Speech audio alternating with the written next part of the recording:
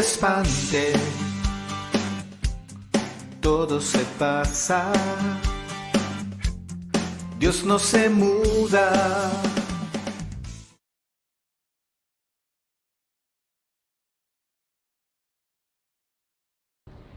Un saludo para todos, hermanos, y bienvenidos al programa Evangelizando con Santa Teresa de Ávila. Mi nombre es Azucena Ríos. En esta ocasión estamos presentando la segunda parte de las bienaventuranzas. Nos encontramos en un lugar maravilloso que es la Casa Provincial de la Compañía de los Padres Sulpicianos aquí en el Viejo Montreal. Estamos en el jardín.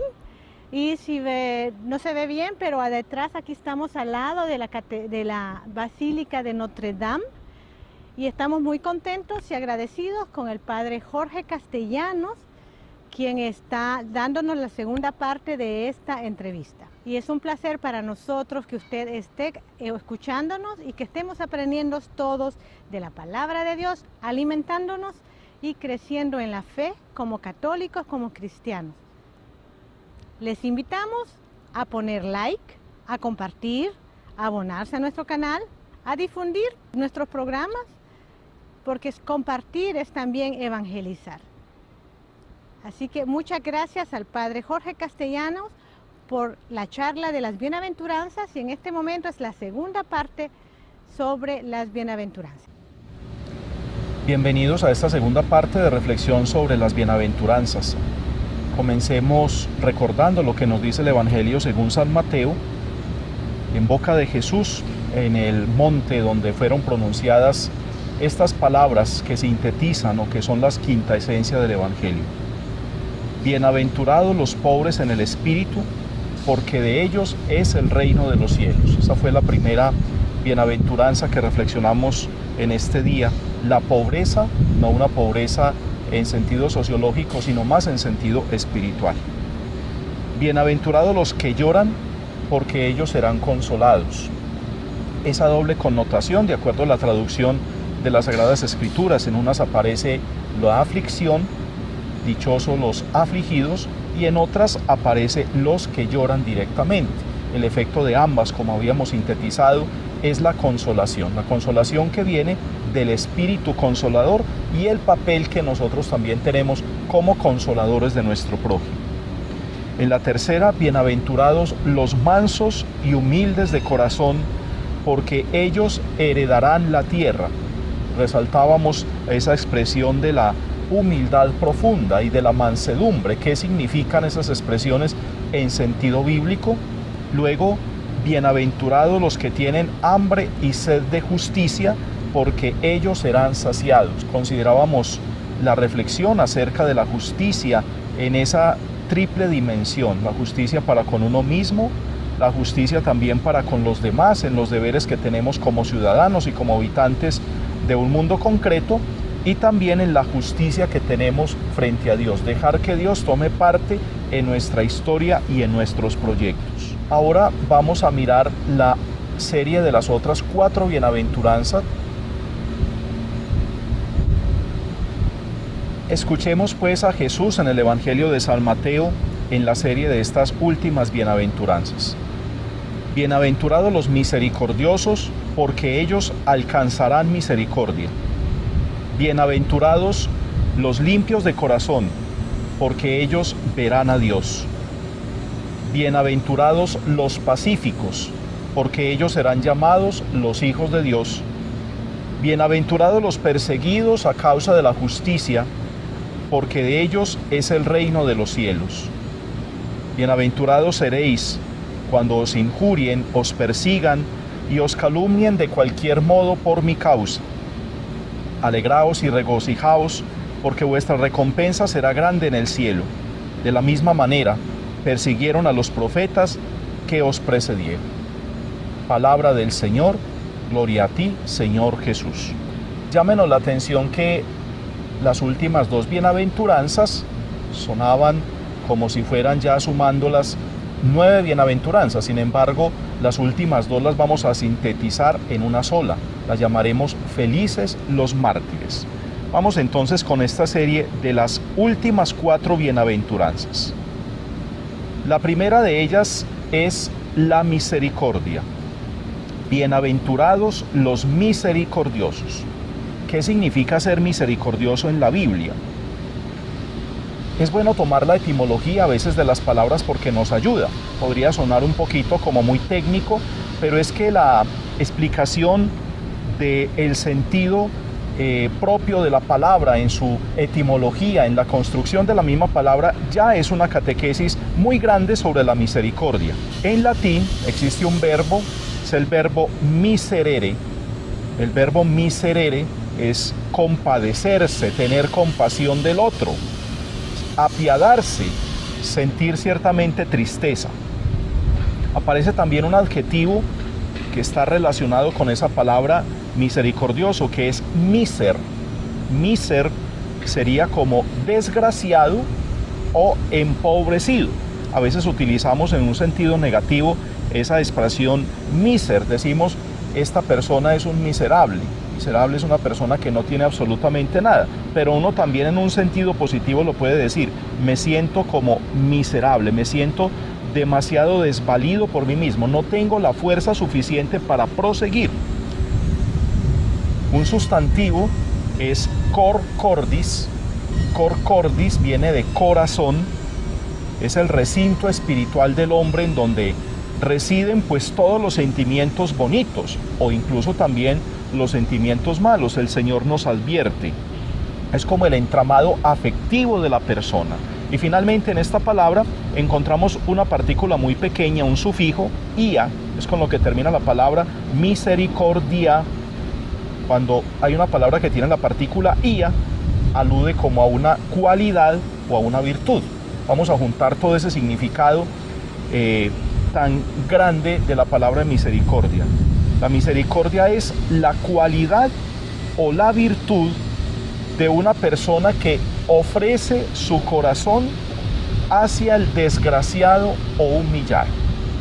Esto lo vamos a poner luego con un ejemplo. Es como aquella persona que literalmente se saca el corazón para dárselo a aquella persona que ha perdido muchísimo en su vida. Es capaz de dar la vida por el otro, no solamente es capaz de dar las cosas que externamente tiene, sino es capaz de darse desde dentro. La misericordia entonces es un sentimiento realmente profundo. Eso significa en el fondo la misericordia. ¿Qué podríamos decir entonces de la misericordia? Pongamos otro ejemplo todavía quizá más, un poco más diciente. La misericordia es como tener un corazón que cuando se ve la necesidad de una persona, distintas necesidades que padece el ser humano, el corazón no se resiste, sino que el corazón explota en 1000 pedazos y cada uno de esos pedazos es dado a la persona que necesita. Esto viene enraizado en una experiencia de Jesús. Hay un pasaje del Evangelio muy bonito que San Marcos sobre todo es el que lo recoge y dice que cuando el Señor una vez estaba con los discípulos, se le acercaron muchísimas personas y dice que él sintió una inmensa compasión porque andaban como ovejas que no tienen pastor. E inmediatamente el evangelista describe qué hizo Jesús con aquellas personas. Les enseñó, les curó, les perdonó los pecados, les devolvió la confianza en sí mismos, rehizo los proyectos existenciales de estas personas. A ese Dios que sentían lejano, pues se los mostró cercano y misericordioso, cercano como una madre. Ese es el gesto profundo de la misericordia. Y utiliza el evangelista una expresión, nos puede sonar muy raro, la expresión sería splagnisomene. ¿Qué es esa expresión? Para los griegos, las entrañas, lo que uno tiene como en todo la parte interna, los órganos vitales, el corazón, los riñones, el hígado, las vísceras, toda la parte interna se le llama el splagma. Eso es la parte interna. Splagnisomai significa como ante la situación difícil que sintió Jesús, como si las entrañas se le hubieran comprimido, como si las entrañas se le hubieran retorcido. Ya nos imaginamos nosotros el dolor el deshacimiento profundo que siente alguien. De ahí entonces que la misericordia no es solamente un pesar. Yo puedo ver diferentes situaciones en este mundo que me inspiran pesar. Vemos una persona necesitada porque perdió su empleo, porque ha caído en desgracia espiritual o moral, y a lo mejor no pasamos de un sentimiento de qué pesar, qué tristeza de esta persona. Pero ese pesar o ese sentimiento a veces no nos mueve a hacer algo por esa persona, a salir de nuestra zona de confort para ir a socorrer a esa persona, que es la misericordia. Es aquella fuerza interior que te comprime el corazón, te comprime las entrañas, te hace salir de ti mismo y te hace dar lo que tengas, o si no tienes, buscar donde haya, a fin de poderle acercar a la otra persona lo que ciertamente necesita. Es entonces la persona misericordiosa el que no contempla la miseria que hay en los hermanos, la pobreza que hay en los hermanos, la necesidad extrema que hay en los hermanos, no la contempla de una manera pasiva, sino de una manera activa. Ese, en el fondo, pues, es la actitud, hermanos, de la misericordia. ¿En qué momentos podemos tener nosotros misericordia? O la actitud de la misericordia, ¿a qué nos lleva? Pues a identificar las diferentes clases de mal que hay en el mundo. Una persona puede sufrir a causa de ¿qué? De la enfermedad. Las enfermedades, las necesidades físicas ciertamente. Otra es la carencia material, la carencia de medios para poder vivir de una manera digna, para sí mismo o para las personas que le son encomendadas. Pensemos una persona que ha perdido, por ejemplo, su empleo, o que va a perder su casa porque no tiene cómo pagarla. También puede producir sufrimiento la persecución. Vemos en el mundo ciertamente muchísimas personas que tienen que dejar sus países de origen. Vemos todo este drama de personas que se movilizan de un país a otro y que muchas veces se le impide incluso el poder entrar. Otros, teniéndolo todo, son arrancados de los lugares donde viven, o por confesar su fe o por defender ideales nobles son perseguidos. Todo esto produce gran sufrimiento y estas personas necesitarían gran misericordia también. La humillación, cualquier tipo de humillación que sufra una persona, desde el bullying, desde el acoso laboral, el acoso estudiantil, el maltrato en la vida doméstica, en la sociedad, la humillación, la discriminación, cualquier causa produce grandes sufrimientos en el ser humano. Ellos también necesitan gran misericordia. Y la prueba más grande de la misericordia debe hacerse con el agresor, con la persona que nos ha ofendido, con la persona que nos ha hecho daño, incluso con la persona que nos ha declarado la guerra o que nos quiere quitar incluso hasta la propia vida. No ha perdido sus derechos porque ese también sigue siendo persona y él también sigue siendo hijo de Dios, pero también puede llegar a necesitar. ¿Estaría yo dispuesto a ser misericordioso con el agresor, con aquella persona que me procura tanto mal?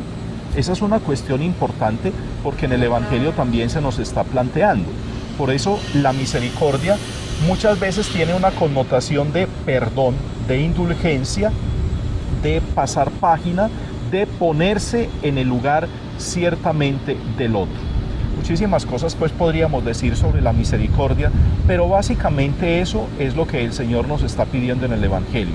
Recordemos que las bienaventuranzas no son una expresión de Jesús para decir, sean ustedes misericordiosos. No, Jesús mismo es el misericordioso. ¿Dónde se nota Jesús misericordioso? En la cruz. Miremos la actitud de Jesús en la cruz, las palabras de Jesús en la cruz. Perdónales, Padre, porque no saben lo que hacen. No profirió absolutamente amenaza. El Señor no dirigió una palabra de condenación contra nadie. Fue el eternamente paciente, la actitud de la misericordia, actitudes de profunda misericordia con la mujer pecadora, incluso con aquellos que le traicionaron.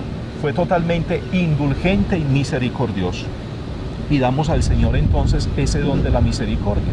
Es uno de los signos también por los cuales seremos conocidos ante el mundo. El amor y la misericordia, porque ambos valores cristianos van de la mano.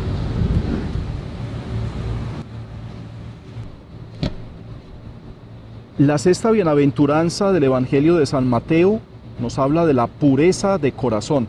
hemos elegido este lugar junto a la imagen de Nuestra Señora de la Vida Interior, porque María nos evoca precisamente esta bienaventuranza, la bienaventuranza de la pureza de corazón.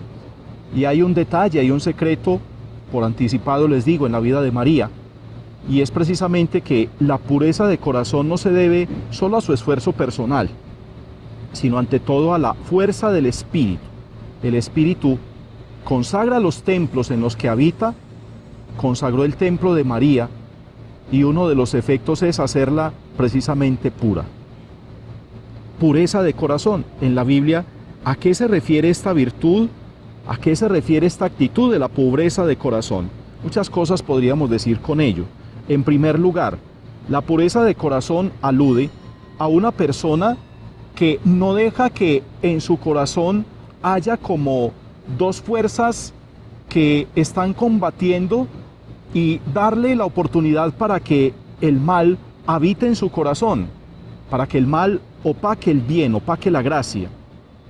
Es ahí entonces donde en el hombre que busca la pureza de corazón hay esa fuerza interior que le invita a hacer un ejercicio de discernimiento constante. Y esa es una de las claves para ser puros de corazón, el discernimiento. ¿Cuáles son los apegos? ¿Cuáles son los amores? ¿Cuáles son nuestras opciones? ¿Aquellas que nos empobrecen o aquellas que nos enriquecen? A veces cuando dejamos que haya compatibilidad entre el bien y el mal en nuestro corazón, entonces somos personas demasiado volubles o flexibles, no hay pureza verdadera en nuestro corazón.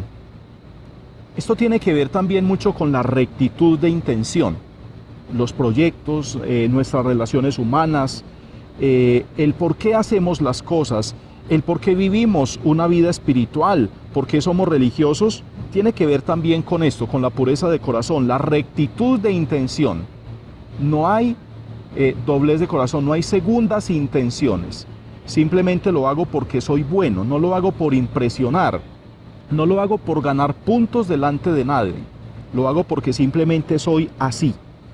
Es aquello en lo que el Señor se fijó en un discípulo en particular. Cuando en el Evangelio de San Juan nos habla de la elección de los primeros discípulos, el apóstol Bartolomé, también llamado Natanael, cuando Jesús se refirió a él, dijo: ese es un israelita de verdad, en él no cabe engaño alguno. Refiriéndose también a Juan el Bautista, decía que entre los nacidos de mujer nadie era tan grande como Juan Bautista. Unas palabras ciertamente grandísimas, pero seguramente el Señor, que veía no solamente las apariencias, veía más allá, veía lo que hay en la profundidad del corazón, podía entender de que se trataban personas con un puro y noble corazón.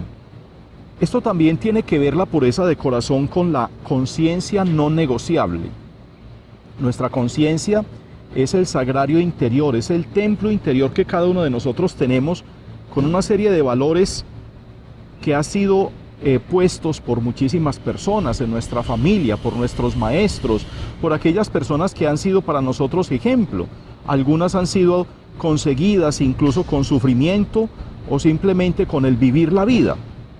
Cuando una persona se apropia de estos valores, de estas actitudes, pues llega el momento en que no son negociables. Yo tengo ciertas virtudes, dirá alguno, y dice: estos valores yo no los negocio con nada, ni por nadie, no los cedo, no los intercambio.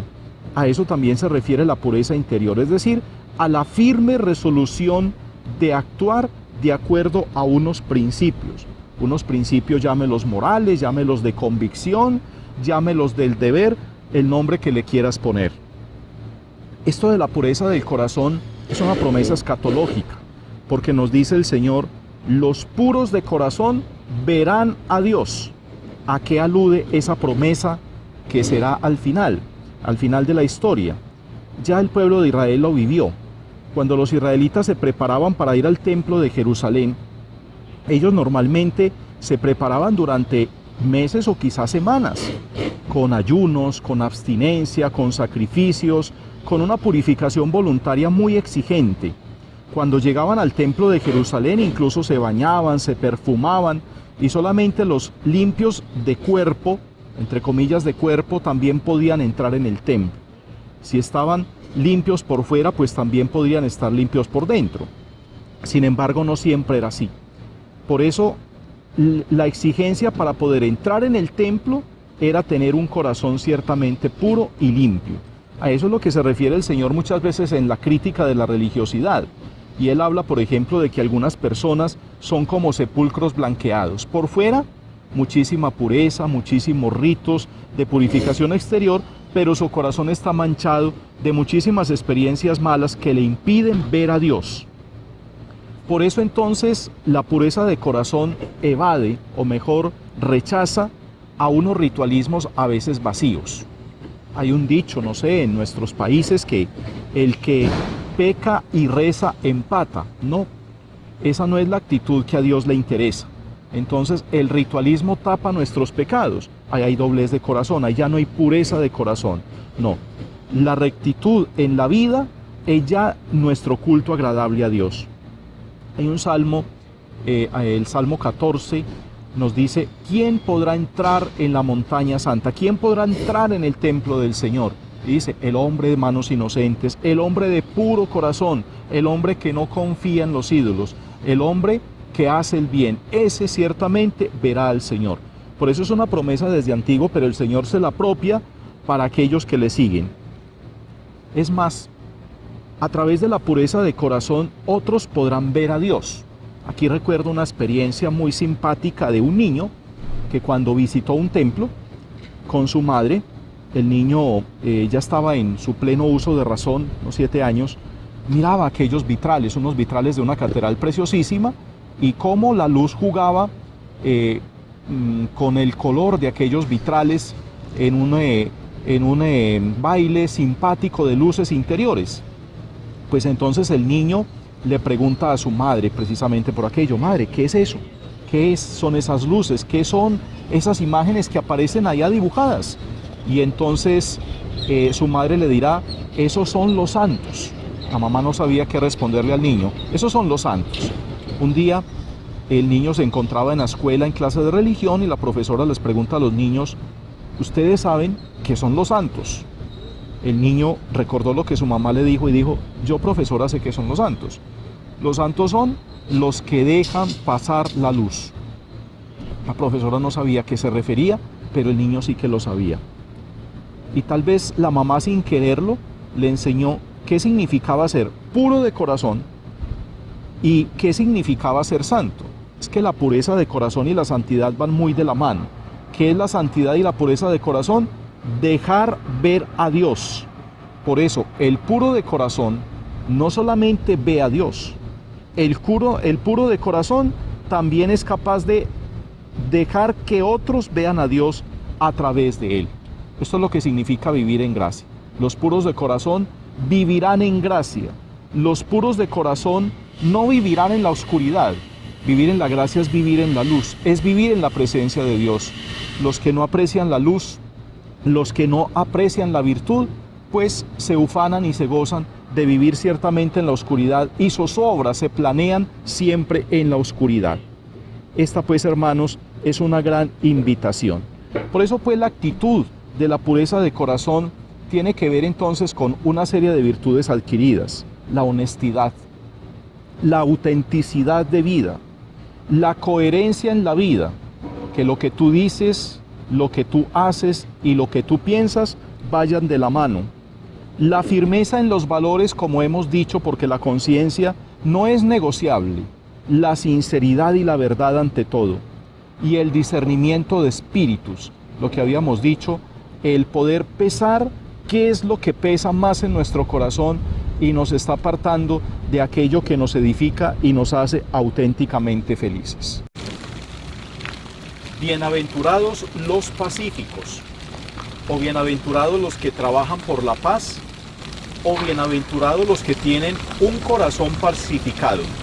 Esta sería la invitación de la séptima bienaventuranza pronunciada por Jesús. ¿Qué nos hace evocar esta bienaventuranza? En primer lugar, nos evoca un contraste, porque en el mundo encontramos guerra, división, violencia, agresividad, intolerancia, competencia. Todos esos sentimientos generan muchísima discordia entre los seres humanos. Hace que no tengamos un corazón ciertamente pacificado, que tengamos los nervios de punta, que estemos a la defensiva. El Señor nos dice: bienaventurados los pacificados, bienaventurados los que tienen un corazón pacífico, bienaventurados los que se comprometen a construir la paz. Uno de los valores del reino de Dios es también la paz. Hace un momento hablábamos de la justicia como uno de los valores identificativos del reino, también la misericordia, pero la paz sí que lo es. ¿Qué significa la paz en sentido bíblico? Es una expresión que encontramos en diversos textos del Antiguo y del Nuevo Testamento, y en hebreo se le dice shalom. Shalom significa paz. Cuando los israelitas se saludaban, las culturas de Medio Oriente se saludaban, todavía hoy utilizan este saludo, normalmente dicen shalom. Shalom significa: yo te deseo la paz, una paz verdadera. Vengo en signo de paz, vengo como tu hermano, vengo como un igual para ti, no soy tu competencia. Decirle al otro paz es decir: puedes confiar en mí, yo soy digno de confianza de ti. Por eso la paz es el resultado de las buenas relaciones, en primer lugar con uno mismo, luego con sus semejantes. Cada vez se va ampliando como ese círculo: primero los que se tienen en casa, segundo con aquellos que se trabaja o se convive, y luego pues con todos los demás. Y finalmente también las buenas relaciones con Dios. Es esa triple relación. Ese es el fruto de la paz bíblica. El equilibrio emocional, el equilibrio personal, el equilibrio en las relaciones, en las interrelaciones. En Colosenses 1:20, sin embargo, se nos especifica a qué se refiere esa paz bíblica. No solamente esa paz en sentido político, social, como lo entendemos, sino es más una paz en sentido mucho más profundo, y es la paz que trae Cristo. Nos dice Colosenses 1:20, Cristo ha logrado la paz por la sangre de su cruz. ¿Qué se refiere eso? En otros pasajes, San Pablo explica cómo el Señor ha derribado muros que separaban ideológicamente a los que eran enemigos entre sí, a los judíos con los paganos, o a los gentiles con los de otras culturas. Es decir, derrumbar aquellos prejuicios, aquellas revanchas, aquel espíritu de contradicción que se tenían entre algunos, porque ser discípulo de Cristo es romper barreras. A eso se refiere también el pacificar nuestro corazón con respecto a la relación con Dios. Antes nosotros éramos enemigos de Dios, enemistados de Dios, explica San Pablo, pero la justificación, el que Cristo haya dado su vida por nosotros, nos reconcilia con Dios, y el efecto es una paz firme y duradera, es decir, el restablecer nuestras relaciones profundas con Dios. A eso se refiere Colosenses 1:20 cuando nos dice: Cristo ha logrado la paz por la sangre de su cruz. En el Shalom bíblico, una persona que promueve la paz no es solamente aquella persona que procura ser árbitro con las demás, sino es una persona que se compromete verdaderamente por la paz. El problema no es lograr la paz, el problema es mantener la paz. Hay muchos estados, muchas naciones que han firmado proyectos y acuerdos de paz, y es muy fácil firmarlos, pero mantener esos acuerdos, mantener el compromiso entre ambas partes, aunque momentáneamente a veces se den pasos atrás, pero el saber de que todo ello nos debe mantener en una dinámica constante de reconciliación profunda y de encuentro con el otro, es ahí donde entonces mantener la paz es un verdadero proyecto. Mantener la paz, promover la paz, tener gestos de reconciliación y gestos de verdadero perdón para con los demás. ¿Quién es la persona que procura la paz? es la persona que evita la enemistad, es la persona que evita el revanchismo, evita hacer justicia por sus propias manos, es la persona que es capaz de pacificarse interiormente, a veces haciéndose violencia a sí mismo.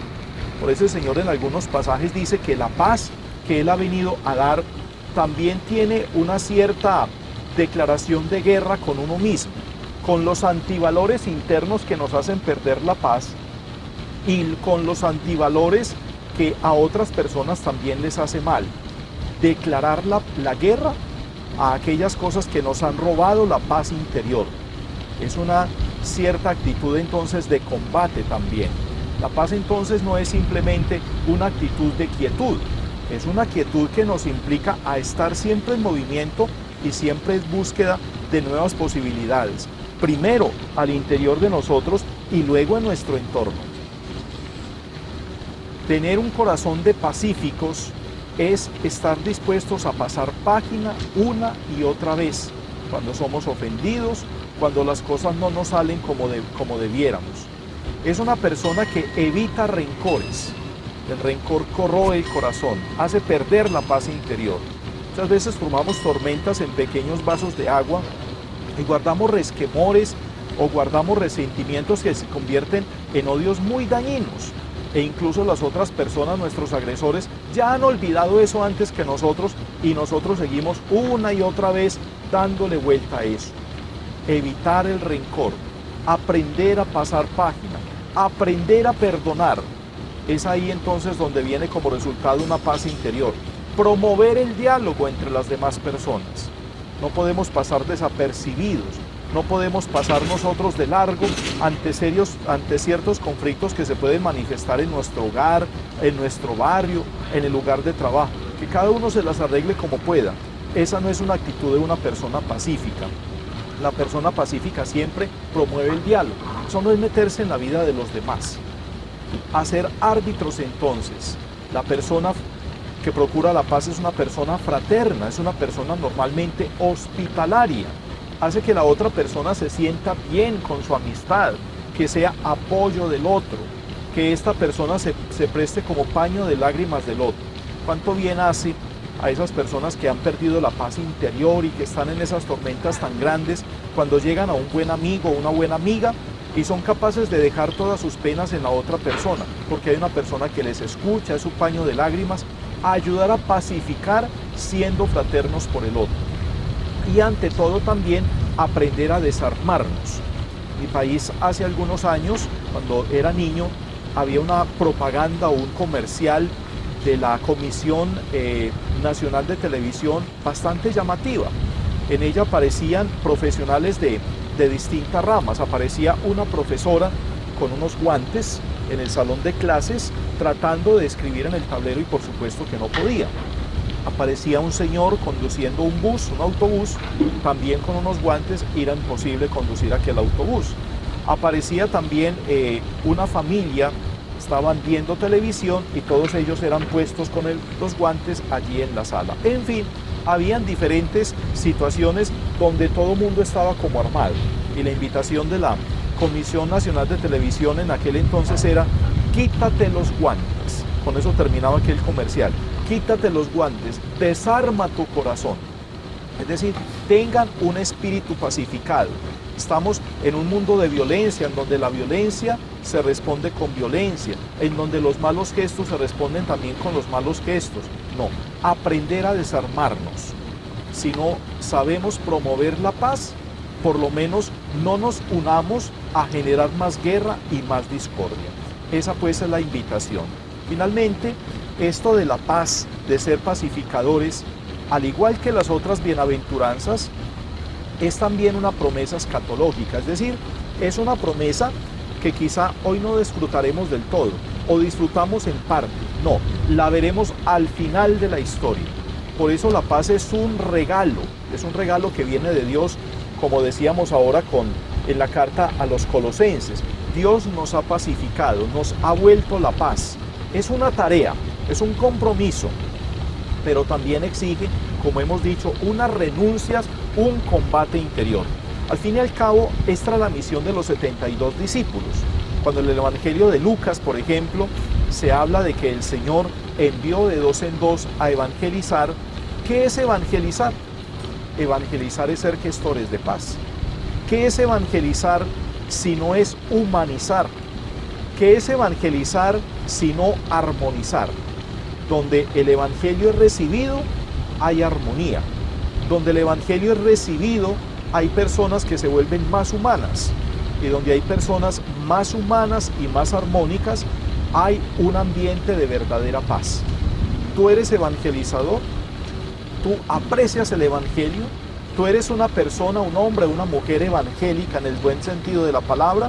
Pues entonces debes ser un agente de paz.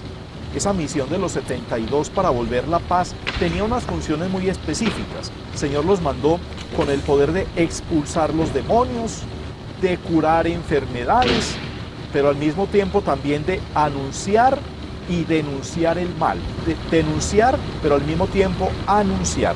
Todo eso es generadora ciertamente de paz. Terminamos con una cita que aparece ya en Isaías, en donde se anunciaba esta bienaventuranza. La justicia y la paz se besan. Allí a Dios lo llamaban el príncipe de la paz. La verdadera paz viene de Dios, no viene de la mano de los hombres. Los acuerdos que podemos hacer de paz, si no es de la mano del Señor, son efímeros, son temporales. Muy pronto seguramente se pueden derrumbar. Cuando la paz está cimentada en el querer y en la voluntad de Dios, este deseo ciertamente conseguirá frutos que no pasarán. Vamos a unir nuestras últimas dos bienaventuranzas en una sola.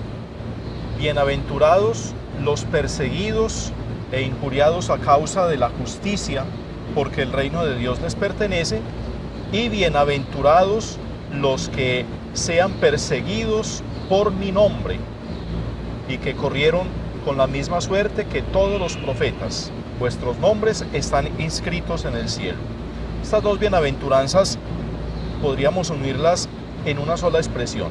Bienaventurados los mártires. Ambos el destino es similar, el martirio. Martirio en la Biblia significa dar testimonio hasta las últimas consecuencias, por algo que realmente vale la pena. Por eso, lo primero es la persecución a causa de la justicia.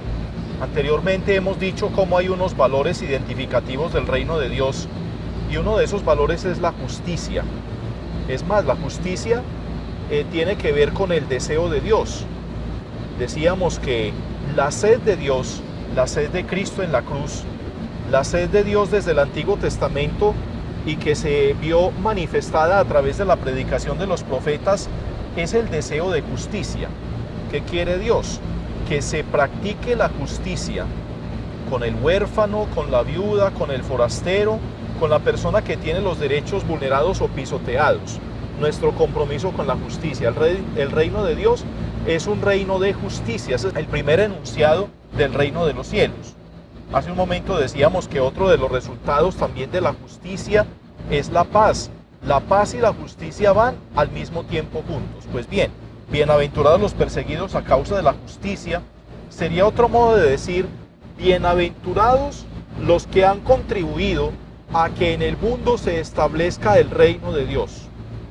Bienaventurados los que se han comprometido para que Dios pueda ser conocido, para que Dios pueda reinar y habitar en medio de su pueblo. Felices los que mueren por hacer el bien. Sería también un sinónimo de esa bienaventuranza. No solamente aquellas personas que han dejado a Dios actuar, sino las personas que han muerto por nobles ideales, por defender la ecología, por defender los derechos, los valores de los seres humanos, por defender la familia. Todos los ideales nobles, no por fanatismo, sino ideales nobles que edifiquen la sociedad de hoy y que mueran a causa de la justicia, bien podrían estar cobijados ciertamente por él. Podemos decir también, bienaventurados los que mueren cumpliendo su deber por defender los derechos de sí mismos y defender los derechos de los demás. No dejar que los más vulnerados sean pisoteados. Hoy podríamos decir entonces que son muchísimos, son innumerables los que mueren a causa de la justicia. Pero ciertamente los que son perseguidos, calumniados y martirizados por causa propiamente de la fe, tampoco son pocos. Es decir, son muchísimos. Hay unos observatorios a nivel internacional que anualmente presentan pues unos balances de la persecución religiosa, la persecución propiamente cristiana en el mundo. De los últimos datos decían que más o menos unas 300.000 personas cada año tienen que abandonar sus lugares de residencia, tienen que desplazarse a causa de la fe. Más o menos unas 300.000 personas en el mundo, y de esas 300.000 personas al año, más o menos unas entre 1.000 y 2.000 personas directamente tienen que dar su vida por causa del Evangelio, es decir, por llevar inscritos el nombre de cristianos. Podríamos hablar entonces de que el tiempo del martirio, el cual dio origen a la iglesia, todavía no ha terminado. Ciertamente la iglesia nació perseguida. La iglesia nació entonces en una situación muy difícil. Aquellos que tuvieron que lanzarse a anunciar el Evangelio, los apóstoles y los primeros misioneros, tuvieron situaciones ciertamente muy amargas. ¿Por qué? Pues porque su presencia incomodaba, porque su presencia en este mundo no era bien tenida en cuenta. Podríamos decir también dichosos entonces esos bienaventurados desde el comienzo de la historia de la iglesia, porque han tenido que sufrir dolores de parto para dar a luz el reino y para mantenerse fieles a la iglesia como instrumento del reino. Son aquellas personas entonces que no han respondido mal por mal. El ejemplo nos viene de nuestro Señor Jesucristo. Jesús fue perseguido, calumniado, injuriado, y sin embargo no respondió con violencia. Violencia, ciertamente con violencia. Hay una carta del siglo II, una carta muy valorada por la fe cristiana, es la carta de Ogneto, y que describía la situación de riesgo en la que vivían los cristianos. Una descripción de las mismas persecuciones y del mismo martirio que ellos sufrían. Leo a continuación una parte en el capítulo 5. Los cristianos, decía la carta de Ogneto, aman a todos los hombres, son perseguidos por todos, no se hace caso de ellos, y pese a todo se les condena, se les da muerte, y aún así están revestidos de gloria, piden limosna, y con todo hacen ricos a muchos. La gente les quita la honra, y pese a ello son glorificados en su deshonor. Si hablan mal de ellos, aún así ellos no hablan mal de nadie. Son escarnecidos y ellos bendicen. Son insultados y ellos respetan. Al hacer lo bueno, son castigados, pasando como malhechores. Siendo castigados se regocijan, como si con ellos se les reviviera. Los judíos hacen guerra contra ellos como si fueran extraños, y los griegos los persiguen. Y a pesar de todo, los que los aborrecen no pueden dar razón de su hostilidad. Es una paradoja en cómo termina ese capítulo 5 de la carta de Ogneto. Todos les persiguen, pero sin embargo no dan razón de su hostilidad. ¿Todo por qué? Pues precisamente porque dar testimonio de Cristo a veces molesta, porque hay una serie de valores que son vulnerados, y esos valores son el eslogan del Evangelio. La iglesia pues entonces nació perseguida, y fue paulatinamente como la iglesia fue vilipendiada en sus derechos de anunciar a Jesucristo. Lo menos que podían hacer era hablar mal de los cristianos, y que hoy en día todavía lo pueden hacer, la maledicción, hablar mal, decir cosas que no son de los cristianos. Las cosas pueden ir aumentando. La prohibición. A los discípulos se les prohibió entrar en la sinagoga, entrar en ciertas ciudades. Sin embargo, ellos lo seguían haciendo. Luego, la excomunión. La excomunión ya era una pena de exclusión. No son dignos de llamarse como nosotros nos llamamos, decían los judíos, los desconocieron, los desheredaron de su tierra. Luego, la persecución y finalmente el martirio. Todo esto entonces iba aumentando paulatinamente, pero como hemos dicho, lejos de desaparecer esa persecución en muchos países de la misma Latinoamérica, pues las tenemos a tirar de piedra. La actitud ante estas pruebas y ante estas persecuciones a causa de la justicia o a causa de la fe, ¿cuál debe ser? Pues no escandalizarse. Ciertamente no escandalizarnos y no extrañarnos. Por hacer el bien seremos perseguidos y seremos mal comprendidos. Pero ante todo la actitud espiritual es el confiar en el abogado. Ya el Señor en los discursos de despedida en el Evangelio de San Juan hablaba muchísimo sobre el abogado, el consolador, el espíritu paráclito, decía. Paráclito significa consolador, defensor, abogado, el que se pone en el lugar del otro, el que defiende la causa del otro, y decía, Él pondrá las palabras adecuadas, Él les defenderá ante los tribunales. Y los discípulos lo experimentaron. El Espíritu Santo daba una tenacidad muy grande. Eso se le llama el espíritu de la parresía, el espíritu de la templanza, de la resiliencia en medio de las pruebas, y también la alegría. Ya el Señor lo decía también, no solo en las bienaventuranzas, sino en otros momentos.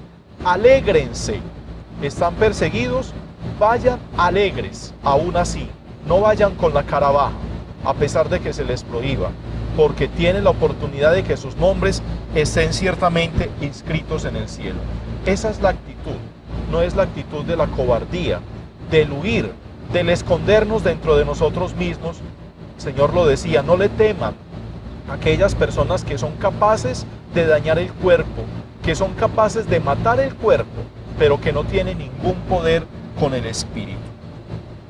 El martirio pues es una actitud, pero es una actitud entonces que no nos invita a nosotros a abalanzarnos a la muerte, porque eso ya no sería martirio, esa no sería la actitud. Estar dispuestos al martirio, sí. Estar dispuestos a dar la vida, sí, pero no buscarse la muerte sin necesidad.